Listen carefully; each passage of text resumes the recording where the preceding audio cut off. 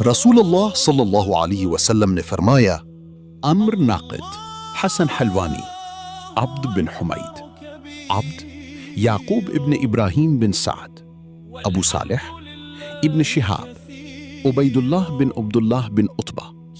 حضرت ابو سعید خدری رضی اللہ تعالی عنہ سے روایت ہے کہ رسول اللہ صلی اللہ علیہ وآلہ وسلم نے ایک دن ہم سے دجال کے متعلق ایک لمبی حدیث بیان کی۔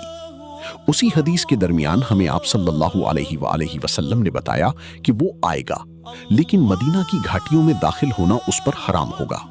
وہ مدینہ کے قریب بعض بنجر زمینوں تک پہنچے گا۔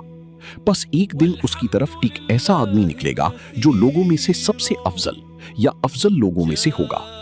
وہ بزرگ اس سے کہے گا، میں گواہی دیتا ہوں کہ تو وہی دجال ہے جس کے بارے میں ہمیں رسول اللہ صلی اللہ علیہ وآلہ وسلم نے حدیث بیان کی تھی۔ تو دجال کہے گا، اگر میں اس آدمی کو قتل کر دوں اور پھر اسے زندہ کروں تو تمہاری کیا رائے ہے؟ پھر بھی تم میرے معاملہ میں شک کرو گی؟ وہ کہیں گی نہیں۔ تو وہ اسے قتل کرے گا، پھر اسے زندہ کرے گا۔ تو وہ آدمی کہے گا، جب اسے زندہ کیا جائے گا، اللہ کی قسم مجھے تیری باری میں اب جتنی بصیرت ہے اتنی پہلی نہ تھی۔ پھر دجال اسے دوبارہ قتل کرنے کا ارادہ کرے گا، لیکن اس پر قادر نہ ہوگا۔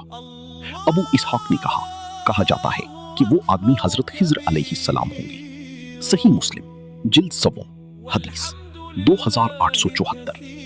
اللہ ہم سب کو نیک عمل اپنانے اور اس پر استقامت کی توفیق دے، آمین۔